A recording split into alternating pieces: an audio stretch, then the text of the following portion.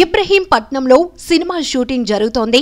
Perry park ప్రాంతంలో మల్లెమొగ్గ చిత్ర unit సందడి చేసింది. సీనియర్ నటుడు భానుచంద్రపై సన్నివేశం చిత్రీకరించారు.